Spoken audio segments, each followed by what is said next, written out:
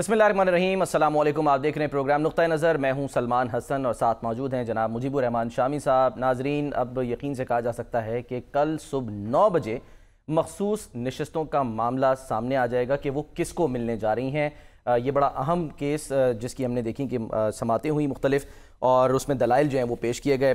شامی صاحب، سر بہت اہم معاملہ، اور اس سے ظاہر ہے یہ بھی ڈیسائیڈ ہو جائے گا کہ حکومت کی پوزیشن آنے والے دنوں میں کیا ہوگی، کیا 2/3 اکثریت اس کی رہتی ہے یا نہیں۔ تو اب آج بھی سر جوڈیشل جو ہے وہ یعنی کہ جو ممبران ہیں وہ بیٹھے، ججز بیٹھے، فل کورٹ اجلاس کل بھی ہوا، آج بھی ہوا، اور اب کل فیصلہ ہوا کہ جی صبح سنایا جائے گا۔ مشاورت جاری ہے جی سر، فیصلہ آ جائے گا۔ اگر حکومت کو نشستیں نہ بھی ملی، حکومتی جماعتوں کو، تو پھر بھی میجارٹی تو ان کی رہے گی نا، لیکن 2/3 اکثریت نہیں ہوگی۔ ہاں، سادہ اکثریت تو ہے، تو خان صاحب کی بھی نہیں تھی۔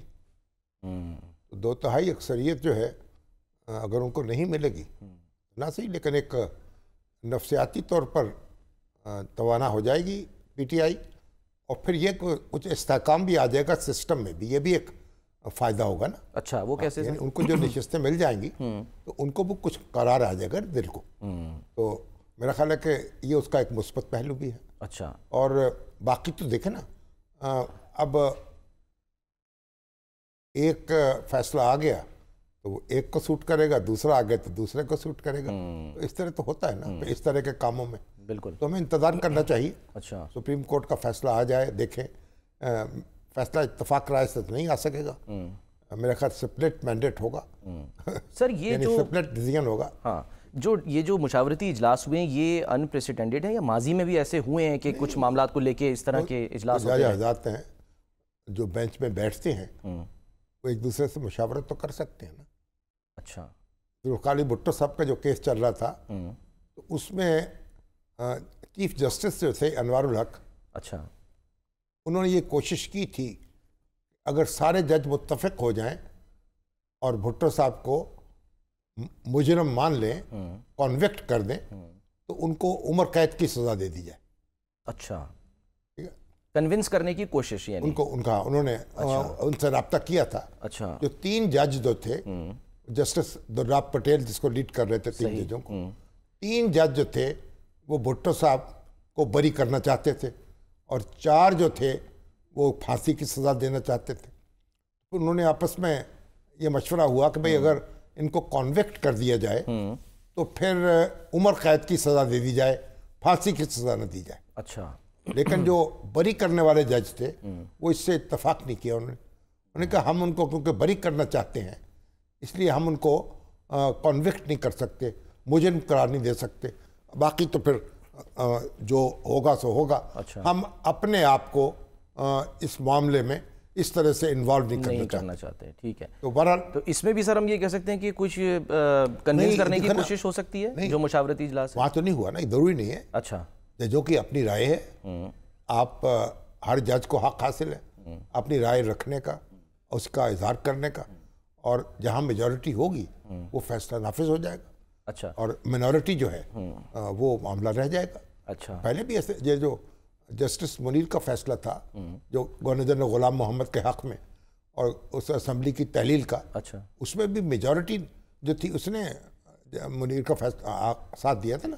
اس میں جسٹس کارنیلیس جو تھے ان کا تو اختلافی نوٹ تھا، اور وہ اختلافی نوٹ یاد ہے آج تک لوگوں کو، اور وہ اختلافی نوٹ جو تھا وہ اکثریتی نوٹ پہ بھاری پڑ گیا۔ تو ضروری نہیں کہ کنسنسس سے، یعنی سارے جج جو ہیں ان کا متفق ہونا ضروری نہیں ہے۔ ہاں، جہاں میجورٹی کا اتفاق ہو جائے گا وہ سزا نافذ ہو جائے گی یا فیصلہ نافذ ہو جائے گا۔ ٹھیک ہے، اس میں یہ آپشن نہیں ہے سر کہ جو لوگ سوال کرتے ہیں کہ جی جس جج کا جو بھی مطلب یعنی کہ موقف ہے وہ لکھ دے اور اس کے بعد سامنے آ جائے فیصلہ، لیکن مشاورت سے جو ہے وہ مشاورت تو فیصلہ سے پہلے ہو رہی ہے نا، ایک دوسرے سے ڈسکشن ہو رہی ہے، کیونکہ فل کورٹ ہے نا، تو ایک دوسرے سے کوئی اپنے دلائل جو ہیں وہ ان کو ڈسکس کر رہے ہوں گے اپنے نتائج پر، تو اس میں کوئی ایسی غیر معمولی بات نہیں ہے۔ اچھا، ہاں، لیکن یہ ہے کہ فیصلہ تو اپنا اپنا ہوگا، اب فیصلے کو کوئی انفلوئنس تو نہیں کر سکتا نا۔ اور قاضی صاحب جو ہیں، قاضی فائز عیسیٰ، وہ تو تاریخ میں اس حوالے سے یاد رکھے جائیں گے نا کہ انہوں نے تو بہت کھول دیا نا معاملات کو۔ اس سے اب تو انہوں نے بینچ بنانے کا اختیار ہے، उसी से दस्तबरदार हो गए। जी हाँ, कमेटी को दे दिया। और जबकि जो पुराने चीफ जस्टिस साहबान थे तो फुल कोर्ट के इजलास से बिदकते थे, नाम चुनने तैयार नहीं थे, 3-4 जज हमनवा बैठाते थे और फैसले करते चले जाते थे। बिल्कुल। तो इन्होंने तो सारे जजों को शरीक किया लेकिन अपने साथ। इसके बावजूद फिर जो बानी चेयरमैन है वो क्यों एतराज कर रहे हैं कि अब जी वो तो- आप अलग हो जाएं, यानी कि मेरे वो बेंच बना ही नहीं रहे, इतराज किस बात का होगा? या तो बेंच बना रहे हो ना, जिस बेंच में वो बैठे हुए हैं वो भी उन्होंने नहीं बनाया। उनके जस्टिस मंसूर अली शाह, जस्टिस मुनीब अख्तर उनके साथ हैं। तो 3 रुकनी जो कमेटी है वो बेंच बनाती है, उसमें उनका 1 वोट है। तो अब वो 3 रुकनी कमेटी जब बेंच बना रही है तो आप काजी साहब पर एतराज ही नहीं कर सकते। अच्छा, लेकिन ये जो जवाब जमा कराया गया खान साहब की तरफ से, इसको कंसिडर करेगी आपके ख्याल में कमेटी के जी आइंदा जो? नहीं, बिल्कुल नहीं करेगी। अच्छा, इसलिए कि इसकी कोई मिसाल ही नहीं है, इसकी कोई अहमियत ही नहीं है। अच्छा। क्योंकि बेंच बना ही नहीं रहे काजी साहब, तो फिर आप क्या कहेंगे कि आप वहाँ ना बैठ जाएं, यहाँ ना बैठ जाएं? और वो कहेंगे नहीं ठीक है, मेरा ज़मीर तो मुतमईन है। और जब इमरान खान पेश हुए थे उनके सामने, उसको तो एतराज़ नहीं किया उन्होंने। जब उन्होंने को वीडियो लिंक के जरिए उन्होंने उनका बयान दिया उन्होंने, तो उन्होंने ये नहीं कहा कि आप मेरे मामले से दस्तबरदार हो जाए। तो इसलिए अब ये तो वकीलों की मुशगाफियाँ हैं। अच्छा। और सियासतदानों की, इससे कोई फ़र्क नहीं पड़ता। अभी तो आप देखें ना कि वो हमारी सुप्रीम कोर्ट ने कहा है ना कि भुट्टो साहब जो हैं उनका जो मुकदमा चला, तो एक अपील का हक उनका मारा गया। हाँ जी। क्योंकि उनका बराह रास्त मुकदमा हाई कोर्ट में चला गया था। सेशन कोर्ट में चलता, फिर हाई कोर्ट में अपील होती, फिर सुप्रीम कोर्ट में अपील होती। और उन्होंने कहा एशिया में ऐसा नहीं हुआ कभी कि बराह रास्त हाई कोर्ट में कत्ल का मुकदमा चला। तो बात तो दुरुस्त है। उसमें कसूर किसका था? नहीं, उसमें तो देखिए उन्होंने दरख्वास्त दी ना, अहमद रज़ा कसूरी साहब, जिनके वालिद निशाना बने थे, नवाब कसूरी साहब। तो उन्होंने कहा कि जी ये क्योंकि जो उनका मुल्ज़िम है वो बहुत बाअसर है। अच्छा। इसलिए उसका फैसला, उसका जो ट्रायल है वो हाई कोर्ट में होना चाहिए। तो हाई कोर्ट ने फैसला किया। मगर आप बड़ी दिलचस्प बात यह है कि जुल्फ़िकार अली भुट्टो साहब ने फिर उस फैसले को चैलेंज नहीं किया। उनको चाहिए था वो सुप्रीम कोर्ट चले जाते। और इसका जिक्र बाद में हुआ था? नहीं, बाद में करते। अच्छा। सुप्रीम कोर्ट चले जाते ना, उस वक्त अपील करते कि भैया मेरा जो फैसला सुना जा रहा है मुकदमा बराह रास्त हाई कोर्ट में, तो ये नहीं सुनना चाहिए, ये सेशन कोर्ट को सुनना चाहिए। तो उन्होंने नहीं, अपील नहीं की। जब आपने अपने हक पर इसरार नहीं किया तो बस ठीक है, समाप्त हो गई। अब हमारी सुप्रीम कोर्ट जो भी राय देती रहे। जिस वक्त जो मुल्ज़िम होता है या मुतलका फरीक होता है उसको भी तो अपने हक पे इसरार करना होता है ना। अब पीपल्स पार्टी ने सर मुतालबा किया है कि सज़ा को कलअदम करा दिया जाए। वो तो शायद पहले ही कह चुके हैं तो चीफ जस्टिस की ये मुमकिन नहीं है। राय है हमारी। हाँ। हम सज़ा को कलअदम करार नहीं दे सकते, ना जजमेंट दे सकते हैं, वो तो फाइनल हो चुका।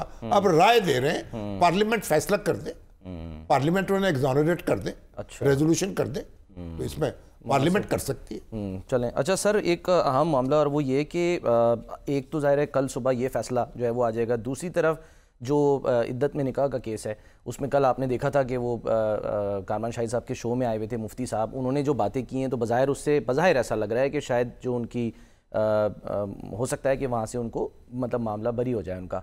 लेकिन जो लोग ये समझ रहे थे कि जी खान साहब अब शायद बाहर आ जाएंगे, रिहा हो जाएंगे, वो हमने देखा कि जो 9 मई के मुकदमा है जी, उसमें सर वो जो तहरीरी उसका जो डिटेल आ जाइए सारी दहशतगर्दी अदालत की जानिब से, उसके जज हैं खालिद अरशद, उनके पास देखिए सर, उन्हें अल्फाज बड़े उसमें उन्होंने दो उनके गवाह ऐसे हैं सरकारी जो कहते हैं कि जो इससे पहले इजलास हुआ है तो खान साहब इस्लामाबाद गए, उससे पहले ज़मान पार्क में इजलास हुआ, मीटिंग हुई, पार्टी लीडर मौजूद थे, उसमें यह फैसला किया गया कि अगर गिरफ्तारी होगी तो फिर रद्द अमल ऐसे दिया जाएगा। लेकिन मानो ये तो अब इस्तगासा की कहानी है और जज ने कहा है कि अबूरी ज़मानत जो है वो मंजूर नहीं की जा सकती। जी सर, जो अल्फाज हैं वो ये हैं कि गैर मामूली रियायत बेगुनाह शख्स को दी जाती है, ना कि ऐसे दरख्वास्त गुजार को जो कि पीटीआई के दीगर रहनुमा और एहतजाजी मुजाहिरीन के साथ मिलकर रियासत के खिलाफ जंग करने और हुकूमत का तख्ता पलटने की मुबैना मुजरिमाना साजिश में मुलव्विस हो। हाँ, ये तो उसके जो गवाह हैं उन्होंने यही कहा है ना, जो सरकार के गवाह हैं।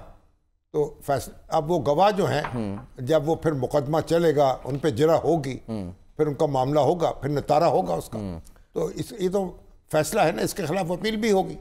तो इसलिए मगर बहरहाल اگر یہ اس میں بری بھی ہو جائیں عدت کیس میں تو پھر بھی میرا خیال ان کو جیل کے دروازے کھلیں گے نہیں. اس سے یہ ہو گیا کم از کم. ہاں ایگزیکٹلی. ایک اور مقدمہ وہ پنجابی کا محاورہ ہے نا, پنڈا پنڈاری ہے کنہ کا پار ہے, ایک مٹھی چکل ہے دوئی تیار ہے, وہ والی بات ہے. لیکن بہرحال جو بھی ہوگا عدالت میں ہوگا. اور کل سر بڑا اس کا مطلب اہم دن ہونے جا رہا ہے, جمعہ ہے, یہ فیصلہ پھر عدت میں نکاح کا فیصلہ. عدت کیس جو ہے اس کے کئی پہلو ہیں نا, اس کے اخلاقی پہلو بھی ہیں, اس کے قانونی پہلو بھی ہیں. تو پھر اب جو سر خاور مانی کا صاحب ہیں وہ تو اس کو موریلٹی کی طرف ہی لے کے جا رہے ہیں, اخلاقی مطلب یعنی کہ شرعی معاملہ بھی اٹھا رہے ہیں. وہ بھی تو 4 سال کے بعد ہوش آیا نا ان کو, 5 سال کے بعد. ہاں جی, سب کچھ اٹھا کے ہوش میں آئے تو کیا ہوا. تو جب انہوں نے طلاق دے دی تو دے دی. پھر اب وہ کہتے ہیں وہ رجوع کرنے کا حق متاثر ہو گیا. اگر عدت میں دوران عدت شوہر چاہے تو رجوع کر سکتا ہے نا, تو انہوں نے تو رجوع نہیں کیا. نہ کبھی رجوع کرنے کا کوئی سوال ہی پیدا نہیں ہوتا تھا, وہ ہوا ہی نہیں, نہ کوئی بچہ ہوا نہ رجوع ہوا. تو باقی تو پھر سب ایسا ہے نا, یہ چسکا لینا ہے بس. اور وہ اس پہ شکوک و شبہات کہ جی یہ اغوا برائے بیان کا کیس ہے. افسوسناک یہ سارا واقعہ ہے. اس کی ڈیٹیل میں جائیں تو شرم آتی ہے. یعنی تفصیلات معلوم کریں آپ تو اس میں بھی کوئی ایسی کوئی یعنی ایسی کوئی بات نہیں ہے کہ جس پہ کوئی فریق فخر کر سکے. میرے سارے فریق جو ہیں ان کو ذرا شرمندہ تو ہونا چاہیے. شامی صاحب جتنے ہم نے عرصہ, مجھے تو نہیں مطلب یاد پڑتا, آپ ظاہر سینئر مجھ سے بہت زیادہ, یہ معاملات اس طرح سے کبھی ٹی وی پہ اخبارات میں ڈسکس ہوئے سر کہ یہ پرسنل ایشوز جو ہیں وہ ڈسکس ہو رہے ہیں؟ تو آپ شوہر تو آپ نہیں نا. اب ایک شوہر اگر اس حد پہ چلا جائے اچھا اور وہ اپنی بیوی کو اس حد تک رگیدنا چاہے یا اپنے جو دوسرے کیا کہ رقیب کو, تو اس کا آپ کیا کر سکتے ہیں. تو مانے کا جو ہے وہ تو کیونکہ شوہر ہے نا. اب تو نہیں ہے نا سر, وہ اب تو نہیں ہے, سابق تو ہے نا.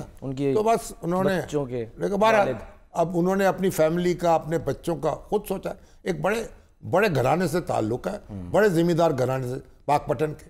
اور ان کے والد جو تھے میاں غلام محمد احمد خان مانے کا, وفاقی وزیر رہے, بڑے سیاسی لیڈر تھے, MNA رہے, متعدد بار منتخب ہوئے, مسلم لیگ نون میں رہے, پیپلز پارٹی میں بھی رہے.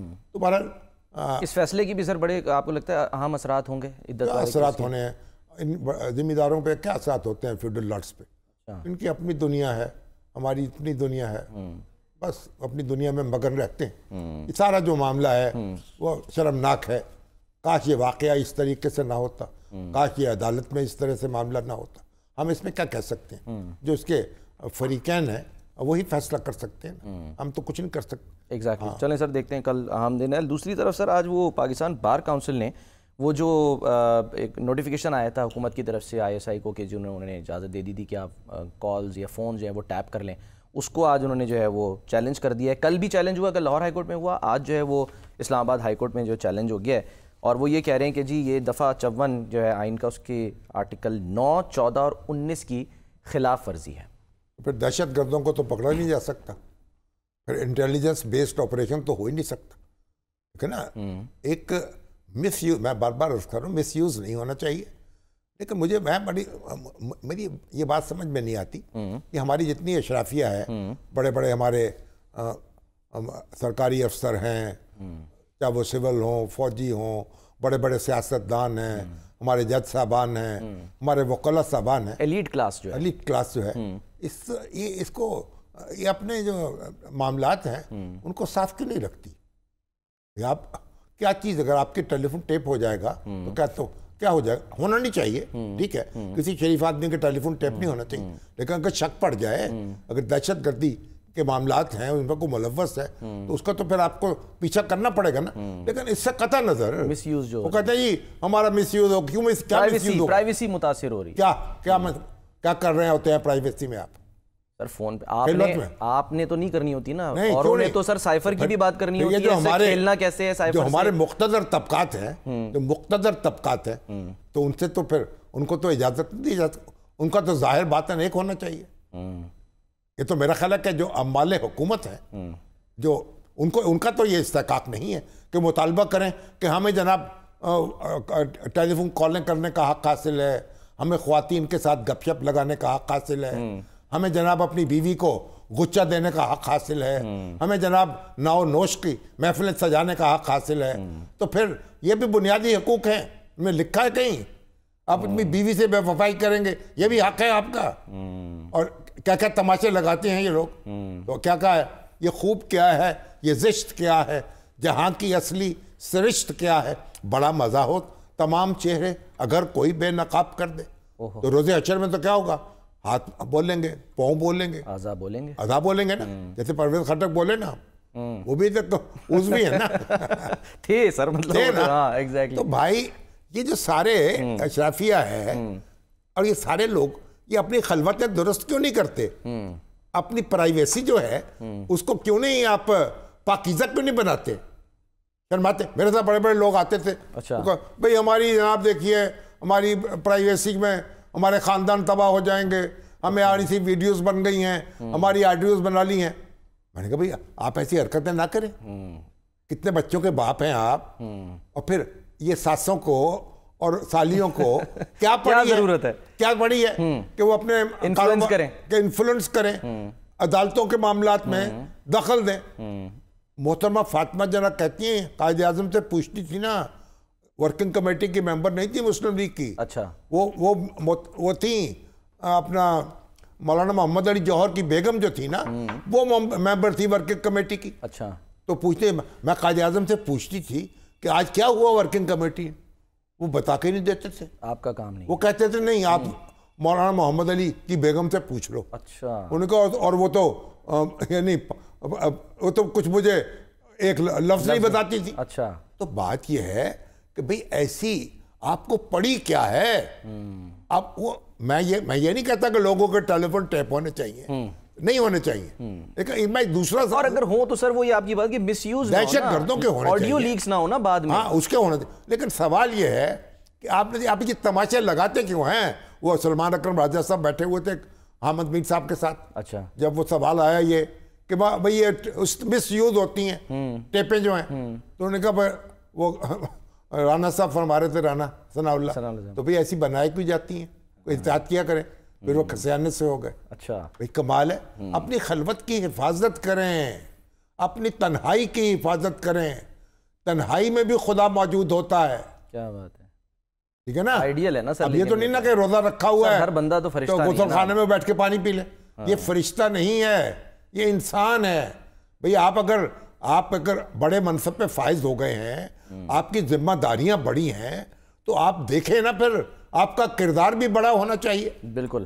قائد اعظم دیکھیے, قائد اعظم لندن میں پڑھے, جوانی میں گئے, بھرپور جوانی میں, اور وہاں جو لینڈ لیڈی کے میں ٹھہرے ہوئے تھے اس کے کرایہ دار تھے, تو اس نے کرسمس آئی, تو کرسمس میں یہ ہوتا تھا کہ وہ لڑکیاں اور لڑکے جو ہیں وہ چھپ جاتے تھے, وہ ایک دوسرے کو تلاش کرتے تھے. اچھا, ہائیڈ اینڈ سیک. جو جس کو وہ ڈھونڈ لیتا تھا وہ اس کو کس کرتا تھا. تو وہ سارے قائد اعظم بھی یہ کھیل میں شریک ہو گئے. اچھا, تو جو لینڈ لیڈی کی جو بیٹی تھی اس کو انہوں نے پکڑ لیا, تلاش کر لیا. اب اس بیٹی نے کہا کہ اب آپ مجھے کس کریں, کیونکہ آپ نے مجھے پکڑ لیا. تو قائد اعظم نے کہا کہ میرا مذہب تو اجازت نہیں دیتا. کیا بات ہے, کہ میں اس طرح ایک غیر لڑکی کو کس کروں. حالانکہ برطانیہ میں تھے, کون دیکھتا, نوجوان تھے, ریکارڈ محترمہ فاطمہ جنرا نے یہ واقعہ بیان کیا, لکھا ہے. تو وہ آپ دیکھیے بھئی اللہ جو ہے, اللہ تو دیکھ رہا ہے نا. آپ توبہ کریں, استغفار پڑھیں, اپنی ذمہ داری کا احساس کریں. یہ بڑے بڑے جناب عالی مقام لوگ جو ہیں, کیا میں بتاؤں ان کے بارے میں, کس بات سے ڈر رہے ہیں, کس بات سے شرما رہے ہیں. کوئی بات نہیں, اتنا تماشا کیا, کچھ ادھر جا رہا ہے, ادھر جا رہا ہے, بھاگ رہا ہے, وہ وہاں پہ چل جائیں گی, اور جناب ٹیلی فون, وہ تو سارا کچھ تو پہلے ہی ہو رہا ہے غیر قانونی طور پر. اور پہلے ہوا بھی نا سر, وہی جو آڈیو لیکس اتنی آئی تو اس پر بھی تو خوف میں مبتلا ہے نا. تو خوف, باتیں نہ کریں, کوئی ڈسپلن نافذ کر لیں اپنے اوپر. ہر بندہ تو سر قائد اعظم کو شکست دے دیں ان کو. ہر بندہ تو قائد اعظم کو, ہر بندہ بدماش ہوگا کیا, یہ آپ سے توقع رکھتے ہیں. ہر بندہ جو ہے مادر پیدر آزاد ہونا چاہیے, اس کو کوئی ذمہ داری کا احساس نہیں. مجھے زرداری صاحب کہنے لگے ایک دن, کیا کہنے لگے خواتین آتی نا میرے پاس, تو میں تو پہلے آغاز ہی اس بات سے کرتا ہوں, بیٹے کیا حال ہے؟ کوئی بھی ہو، چاہے بیٹی کی عمر کا ہو یا کوئی بھی ہو؟ بیٹے. اچھا، بس بات ہی بیٹی سے شروع ہوتی ہے تاکہ معاملہ ہی ختم ہو جائے. یہ میرے بیٹے کا نام ایان ہے سر. تو ایان ہے آپ کا، ماشاءاللہ آپ کا بیٹا آپ کو مبارک ہو. نہیں میں کچھ اور وہ، لیکن بات یہ ہے کہ آپ کو اپنی حفاظت کرنی ہوتی ہے نا. یہ کیا تماشا ہے بھائی؟ پتہ نہیں کیا طوفان آ جائے گا، کیا قیامت برپا ہو جائے گی. بھائی یہاں تو دہشت گردی کا معاملہ ہے نا. انٹیلیجنس بیسڈ آپریشن کرنے ہیں آپ کو، تعاقب کرنا ہے آپ کو. باقی تو پھر مشتری ہوشیار باش، وہ کہتے ہیں سواری اپنے سامان کی خود حفاظت کرے. یہ بھی تو کام کر لینا. ایگزیکٹلی. اچھا سر آگے بڑھتے ہیں. ایک بڑا اہم معاملہ ہے اور میں وہ یہ نہیں ہے، کہہ رہا کہ ٹیپیں ہونی چاہیے ضرور. ہاں ایسا نہ ہو آپ کا یہ کلپ کاٹ کے پھر جو ہے نا وہ سوشل میڈیا پہ لگ رہا ہو کہ شامی صاحب جو ہیں وہ چاہ رہے ہیں. اتنی پریشانی کیوں ہے میرے بھائیوں، میرے پیارے وکیلوں، میرے پیارے منصفوں، میرے پیارے افسروں، بڑے بڑے تمغے لگانے والوں، بلے سجانے والوں، اتنی کیا پریشانی ہے؟ چلیں سر، پریشانی اس وقت جو ہے نا وہ ہے آٹے کے بحران کو لے کے، کیونکہ ایک بڑا اہم معاملہ ہے. اور وہ حکومت جو ہے وہ اس نے کہا کہ جی وہ تو فلور ملے والے سے بفرے ہوئے ہیں، وہ کہتے ہیں ہم تو ملے بند کر دیں گے. ہاں جی، اب اصل میں یہ تو بند کر دی سر. آج تو ہڑتال رہی نا، کوئی 1500-1600 مل ٹیکس جو ہے نا. اب دیکھیے کہتے ہیں 5% ود ہولڈنگ ٹیکس، 5.5 سر، 5.5%. اب آپ یہ بات نہیں سمجھ رہے یہ لوگ ہمارے کہ یہ جو آٹا ہے نا، یہ فلور مل والے جو ہیں ان کا پروفٹ اس میں بہت کم ہوتا ہے. آٹے کی قیمت ہوتی ہے نا، بالکل، تو قیمت اور پسائی تو الگ الگ ہوتی ہے نا. تو آپ آٹے کی قیمت ہے اگر فرض کر دیں وہ 90%، 85% تو قیمت ہوتی ہے. ٹھیک ہے. تو اگر آپ 5% پورے آٹے کے اوپر ود ہولڈنگ ٹیکس لے لیں گے 5.5%، تو ان کا تو کاروبار گیا نا، ان کا تو کیش فلو متاثر ہو جائے گا. نہیں لیکن انہوں نے تو وہ یہ کہہ رہے ہیں کہ آپ کلیکٹ کریں، دیں ہمیں، لیکن آپ کنزیومر سے کلیکٹ کریں. نہیں جیسے تو پھر قیمت بڑھا دیں. وہی تو کہہ رہے ہیں کہ کیوں نہیں پھر بڑھا دیں؟ حکومت بڑھا دے قیمت آٹے کی. اچھا، اب وہ وصول کر کے اپنے پیسوں سے ان کے پاس جمع کرا دیں گے، پھر سال کے بعد ان کو ملے گا، ان کا کیش فلو متاثر ہو جائے گا. اچھا، ان کی شارٹیج ہوگی ان کے پاس کیش کی. اور پھر آپ دیکھیں نا بڑی رقم بن جاتی ہے گروس کا 5.5%. اس میں تو آٹا کی قیمت پر بھی آ گیا نا معاملہ. بالکل ایسے ہی ہے. تو یہ معاملہ ہے، بڑا اہم معاملہ ہے سر. لیکن یہ اس میں ہمارے پاس وہ ہم نے خلیق ارشد تھا. ایک بریک لیتے ہیں سر. خلیق ارشد صاحب ہمارے ساتھ ہوں گے، ٹھیک ہے نا، ان سے ہم بات کرتے ہیں. ایک بریک کے بعد ہم پھر واپس آتے ہیں.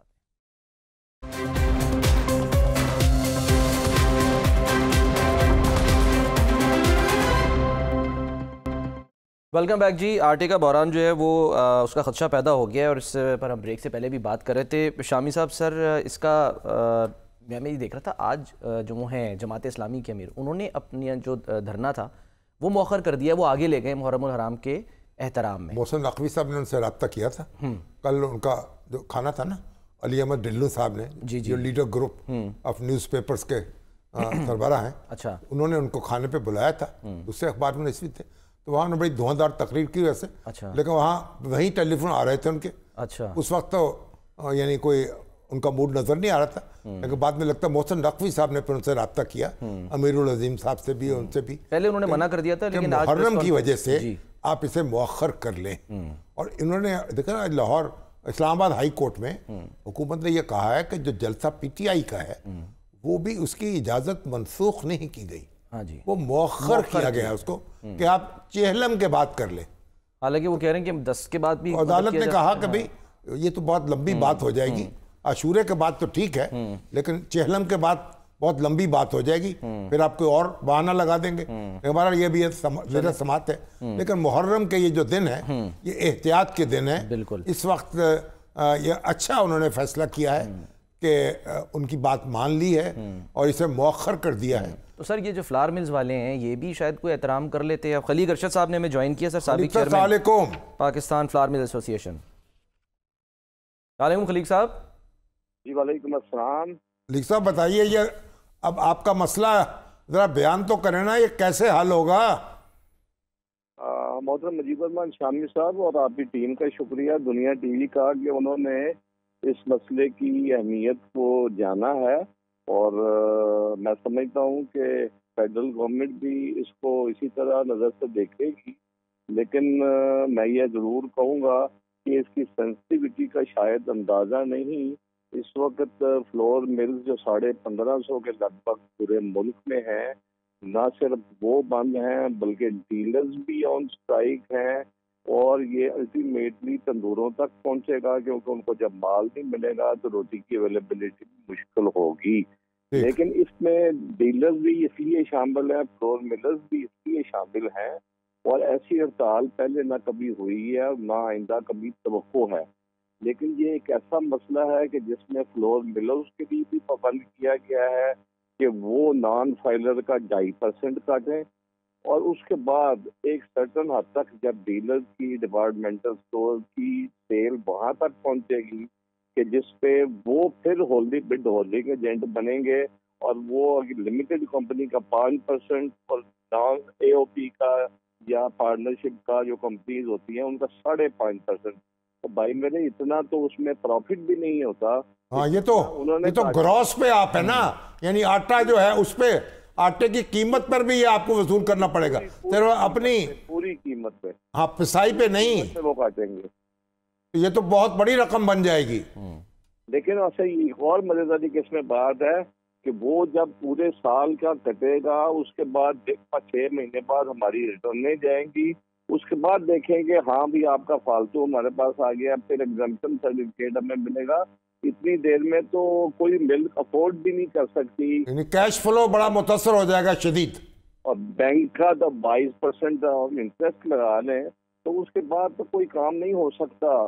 یہ سبری اس قدم، لیکن پنجاب گورنمنٹ نے بہرحال اس حد تک اور کیا ہوا ہے، وہ سینسٹیو ہے زیادہ ریٹ کے بارے میں، انہوں نے ریٹ بھی مقرر کر دیا، یا تو یہ سارا انکارپوریٹ کر لیں اور اس کے لیے تیار ہوں کہ آٹا مہنگا ہوگا تو وہ برداشت ہمیں کرنا ہے، یا دوسری صورت یہ ہے کہ جو عام صاحب حیثیت آدمی ہیں ان کے لیے تو دیں، اور غریب آدمی کے لیے ڈائریکٹ سبسڈی ان کے اکاؤنٹ میں دے دیں، تو پھر کاروبار کو یہ آزاد چھوڑ دیں گے نا، تو پھر معاملہ یہ ہے کہ 1550 ملنے، آپس میں شدید قسم کا کمپٹیشن ہے، ریٹ کبھی بڑھ نہیں سکتا، لیکن ان کی غلط فہمی پتہ نہیں کیا ہوا کہ ہم کنٹرول کر کے ریٹ کو کنٹرول کریں گے، حالانکہ آج سے 6 مہینے پہلے یہ آٹا 2800 سے 3000 روپے تک آیا تھا، کسی حکومت کے زور کے بغیر یہ 1800 روپے پہ، 1400 روپے، 1500، 16، 17 پہ۔ اب جیسے جیسے گندم کنزیوم ہوگی ویسے ویسے ڈرائی ہوگی، تو یہ جو اس وقت بھی اسٹرائک ہے یہ آج سے 5-4 دن اور میرا خیال میں کمفرٹیبل گزر جائیں گے، کیونکہ مال مارکیٹ میں پائپ لائن میں ہوتا ہے، لیکن اس کے بعد اگر یہ چلتا رہا تو شاید اس کا وفاقی حکومت کو نوٹس لینا چاہیے، فوری طور پر اس کا وزیر اعظم کو انٹروین کرنا چاہیے، کیونکہ یہ تو ایف بی آر کا معاملہ ہے۔ لیکن محرم کے دنوں میں کوئی آپ خصوصی کو رعایت دیں گے کہ محرم کے بعد اس کو مؤخر کر دیں؟ یہ شامی صاحب، یہ 6 تاریخ کو فلور مل ایسوسی ایشن کی AGM ہوئی جس میں پاکستان سے 700 ملرز نے شرکت کی تھی، اور اس پہ اسی لیے 6 کو یہ نوٹس ہوا، اور 10-11 تک ہم نے پوری سپلائی دی ہے۔ اس وقت مارکیٹ میں مال ہے، یہ 2-4 دن گزریں گے آسانی سے۔ ہمارا مقصود ہڑتال کرنا یا کوئی کرنا ایسا نہیں ہے، کیونکہ ہم تو اپنے ہی کمپٹیشن میں پڑے ہوئے ہیں، جس کی وجہ سے تو ہم افورڈ نہیں کر سکتے مل بند کریں، ادھر بے روزگاری۔ 6 جولائی سے اس کے بعد سے بات چیت نہیں ہوئی حکومت سے، کوئی بھی کسی نے کچھ ابھی نتیجہ نہیں نکلا نا۔ آج یقیناً CM صاحب کی ڈائریکشن ہوگی، آج بلال یاسین جو ہمارے وزیر خوراک ہیں انہوں نے فیسیلیٹیٹ کیا تھا کہ ایسوسی ایشن کی ایک میٹنگ زوم پہ FBR کے نمائندگان کے ساتھ ہو، لیکن ابھی تک وہ ان سے علاج پوچھ رہے ہیں کہ آپ بتائیے کیا علاج ہو، حالانکہ انہوں نے یہی ہوتا ہے نا اسی اطار کے لوٹے سے دوا لیتے والا مسئلہ، کہ انہوں نے یہ مسئلہ پیدا کیا، وہ یہ ہمارے سے حل مانگ رہے ہیں، حالانکہ علاج ان کے پاس ہے۔ FBR بھی شاید ممکن نہ ہو، تو اس میں گورنمنٹ، فیڈرل گورنمنٹ کی انٹرجن کی ضرورت ہے۔ CM صاحب اور PM صاحب جو ہیں شہباز شریف صاحب آگے کے حوالے سے چلیے امید کی جانی چاہیے کہ اس کا نوٹس لیا جائے گا، اس مسئلے کو حل کیا جائے گا، اور ہمیں بھی हाँ, क्योंकि ये बहुत बड़ी रकम बन जाती है, इसको बहुत बहुत शुक्रिया सर आपका खालिक साहब, बहुत बहुत शुक्रिया आपका सर। यार अब ये एक तो अब आज हमारी जो मरियम बीबी हैं जी सर, उन्होंने आज मोटरसाइकिल जो है ई बाइक्स वो बच्चों को देने का आगाज कर दिया। 27,000 बच्चों को वो किस्त पहले मरहले में वो बैंक का लोन होगा, इंटरेस्ट जो है पंजाब हुकूमत देगी। अच्छा, डाउन पेमेंट भी कम करेगी। डाउन पेमेंट जो है उसमें भी आधा जो है वो कंट्रीब्यूट करेगी 20%, और 5,000 रुपए किस्त देनी पड़ेगी। ये बच्चियों को भी उन्होंने कहा है, बच्चों को भी, और किसी यानी हर जगह किसी सिफारिश के, किसी रायत के, किसी तासुब के बगैर नौजवानों को ये ई बाइक्स फराहम की जा रही हैं। आज बड़ा एक भारी इज्तिमा था उसमें, जो मकामी होटल लाहौर में, मकामी होटल में, और उसमें फिर ये देखें कि उसमें कई रिक्शा भी और स्कूटर भी और ई स्कूटर, ई रिक्शा और ई लोडर्स और ई गाड़ियाँ, अच्छा कारें, वो भी मुख्तलिफ कंपनियां जो हैं अब मार्केट करने वाली हैं, जो इलेक्ट्रिक गाड़ियाँ, इलेक्ट्रिक रिक्शे, इलेक्ट्रिक लोडर्स वो चलेंगे, और फिर इलेक्ट्रिक बसें आएंगी। वो भी कह रही हैं कि लोगों को यानी ट्रांसपोर्ट मुहैया होगी। तुम्हारा जल्द वो अच्छा लैपटॉप भी देंगे। उन्होंने वादा किया था हम 120 दिन में ये काम कर लेंगे, तो करके दिखा दिया। जावेद काजी साहब जो उनके सेक्रेटरी हैं, और बिलाल अकबर साहब जो वजीर हैं उनके, तब की उनकी धूम मची हुई थी और मुबारकबाद दे रहे थे उनको लोग।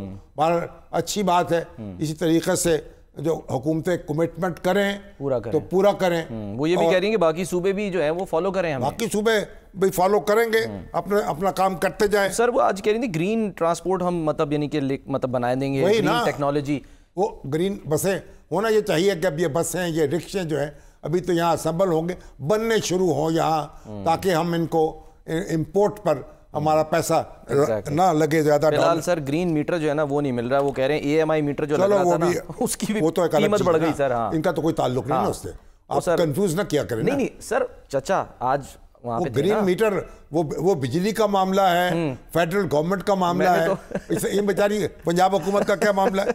अभी तो आप देखें, आप आए हैं हमारे वो आज़रबाईजान के सदर मोहतरम इल्हाम अलीयोफ जी सर, वो आए हैं जनाब, और बड़े अच्छे ताल्लुकात हैं आज़रबाईजान से।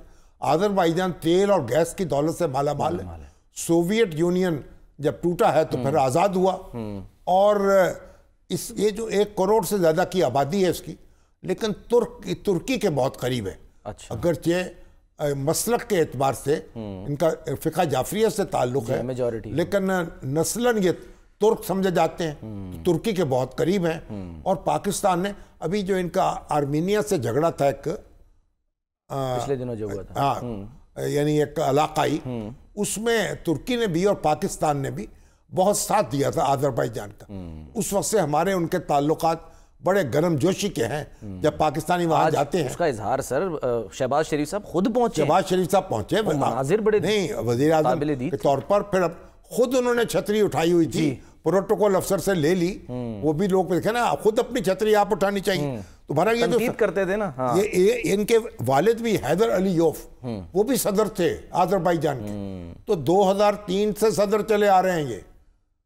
ये मुसलसल 5वीं मरतबा सदर बने हैं। पहले इन पर यह था कि 2 टेन्योर से ज्यादा सदर हो नहीं सकता, फिर दस्तूर में इन्होंने तरमीम की, और अब ये मुसलसल सदर हैं, और कहा जा रहा है कि ताहयात रहेंगे। तो इसलिए इनकी अपोजिशन भी वो शोर वोट डालती रहती है, जिस तरह शहबाज शरीफ साहब की अपोजिशन डालती रहती है। तो वो शोर अपनी जगह है, लेकिन वो अपने पक्के पैरों पर हैं। अब हो सकता है कि शहबाज शरीफ साहब को ऐसा गुर भी बता जाए कि भाई पक्की कुर्सी मजबूत कैसे की जाती है, कैसे तवील सदारत का दौर है उनका। शहबाज शरीफ साहब के पास क्या ऐसी गीदड़ सिंगी है, ऐसा लगता है कि ये जो रहनुमा है इनसे जाती ताल्लुकात वो बना लेते हैं। कहाँ एक तो जुबानें बहुत बोलते हैं, दूसरी बात ये कहाँ हर शख्स जानता है जो वो कहते हैं उस पर अमल होगा। उनकी क्रेडिबिलिटी ये बन गई है कि ये काम करने वाले हैं और काम करके दिखाते हैं। तो बड़ी अच्छी बात है। ये तो भाई देखें, ये हुकूमत जो होती है ना, ये पब्लिक रिलेशन की एक्सरसाइज है, ताकि अवाम के साथ भी आपको ताल्लुकात बनाने पड़ते हैं अच्छे। अच्छा, उनके साथ कुर्बत का اظہار کرنا ہوتا ہے اور غیر ملکی ہمارے جو رہنما ان کے ساتھ بھی کرنا پڑتا ہے. تو یہ کوئی ٹھاٹ باٹ کا معاملہ نہیں ہے, یہ تو بس تعلقات بنانے کا, لوگوں کے کام آنے کا, لوگوں کے دل مونے کا اور ان کے دل مٹھی میں کرنے کا یہی معاملہ ہے, خواہ اپنے لوگوں کے ہوں یا باہر والوں کے ہوں. تو بہرحال اچھا ہاں اب یہ ہے, ہاں جی ایک بات یہ تھی, ہم نے سر یوم آبادی آج منایا جا رہا ہے عالمی سطح پر, اس کی بھی ہم نے بات کرنی ہے, لیکن آپ میرے خیال ہے یوم آبادی نہیں, میں تو یہ بات کر رہا تھا سردار تنویر الیاس صاحب, جی ان کی ایک کارنر میٹنگ کشمیر میں, اس کی تصویریں بھیجی ان کے بیٹے عمر نے مجھے, اچھا تو بہت مجمع ہے بڑا, ابھی کارنر میٹنگ انہوں نے کہا 19 جولائی کو یوم الحاق پاکستان منایا جائے گا, اس کی وہ تیاریاں کر رہے ہیں, بہت بڑا جلسہ کریں گے, اور بیچارے جو ہیں ان کی شب غم ختم ہوئی ہے, ان کے پیچھے پڑے ہوئے تھے جناب گرفتار کرنے والے, کوئی ایف آئی اے, کوئی پولیس, کبھی پاسپورٹ کا مسئلہ, نجات ہو گئی ہے ماشاءاللہ. پاکستان کے وہ سپاہی ہیں, مجاہد ہیں, نعرہ لگا رہے ہیں پاکستان زندہ باد, کہتے ہیں کشمیر اور پاکستان ایک ہے, دونوں بالکل ادھر ادھر ایک بات کرے, بس ایک پاکستان. اچھا, اور بات اس لیے اللہ تعالیٰ ان کی آواز مضبوط کرے, بلند کرے. ایگزیکٹلی. ہاں اب آج ایک بات میں چھوٹی سی اور جی سر, ایک ہمارے دوست ہیں علماء کرام, مولانا راغب حسین نعیمی صاحب, مفتی محمد عمران حنفی صاحب, مفتی محمد فہیم صاحب, علامہ پیر محمد اصغر نورانی صاحب, مولانا محمد علی نقشبندی صاحب, مولانا محمد اعظم نعیمی صاحب, علامہ قاضی عبدالغفار صاحب اور پیر محمد ضیاء الحق نقشبندی صاحب. اچھا, ان سب حضرات سے ملاقات ہوئی. پیر محمد ضیاء الحق نقشبندی صاحب نے اپنی الامین اکیڈمی میں اس کا اہتمام کیا, اور تبادلہ خیال ہوا, وہی جو ایشو چلا تھا اقلیتوں کے حوالے سے اور قادیانی جو ہیں ان کے معاملات جو ہیں کلیئر ہو گیا تھا نا, تو وہ انہوں نے بڑی محبت سے اور تشکر کے جذبات کا اظہار کیا اور بڑا ایک محبت کا اظہار کیا, اور ہم ان کے شکر گزار ہیں. اللہ تعالیٰ ان کے اور ہمارے درمیان ایسے ہی رشتہ جو ہے اس کو برقرار رکھے اور قائم رکھے. اہل سنت کے بڑے جید علماء تھے جنہوں نے یہ محبت فرمائی. اچھا, چلیں سر. اچھا, آبادی جو ہے, جی سر, آبادی جو ہے اس کا آج دن منایا جا رہا ہے ابھی تک. سر ہمارا مسئلہ یہ ہے 2.5 سر %. پاکستان جو ہے چھڑپے مار رہا, چھڑپے, آبادی بڑھتی چلی جا رہی. جب پاکستان بنا ہے نا 3 کروڑ آبادی تھی سارے مغربی پاکستان کی, اچھا آج 25 کروڑ ہو چکی ہے. جب بنگلہ دیش ہم سے الگ ہوا ہے, بنگلہ دیش 56% تھا پاکستان کا, آج بنگلہ دیش کی آبادی جو ہے ہم سے بہت پیچھے رہ گئی ہے. سر اگر اسی حساب سے چلتا رہا, بنگلہ دیش 17-18 کروڑ پیش ہے. سر میں تو یہ کہہ رہا ہوں اگر اس حساب سے یہ پاکستان کی چلی تو 2030 تک جو ہے وہ 26 کروڑ اور 2050 تک 38 کروڑ آبادی ہو جائے گی. یہاں رہنے والا, یہاں لوگ بھاگ جائیں گے, ہجرتیں کر لیں گے, بندہ بندے کو مارے گا, سپیس نہیں بچے گی.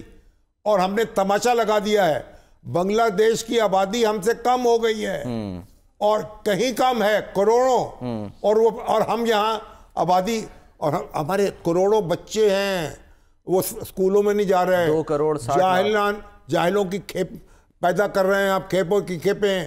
اور وہ جناب ہمارا مستقبل جو ہے ان کے ہاتھ میں ہے, بگڑا ہوا. اس کے ساتھ کیا سلوک کریں گے ہمیں اس کا کوئی اندازہ نہیں ہے. شامی صاحب کیا ویسے تجویز کیا کہ قابو کیسے پایا جا سکتا ہے فوری طور پر؟ پلان کرتے ہیں. ایوب خان کے دور میں کمپین چلی, کتنی آبادی کو قابو کیا گیا. اب بھی کمپین چلانی چاہیے, لوگوں کو مجبور کرنا چاہیے, آپ 2 بچوں سے زیادہ پیدا نہ کریں. اس پہ تو بڑا سا ہنگامہ ہو جاتا ہے. کیا ہنگامہ؟ یہ ہنگامہ خودکشی کر رہے ہیں پھر آپ.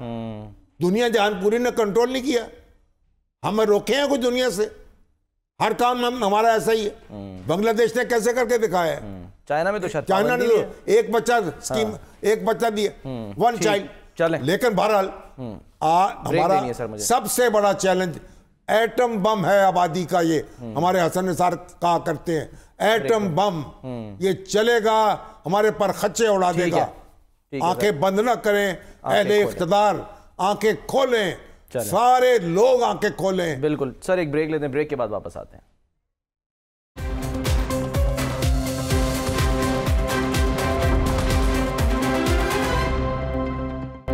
پروگرام کا وقت ختم ہوتا ہے. ناظرین اپنا خیال رکھیے, اللہ حافظ.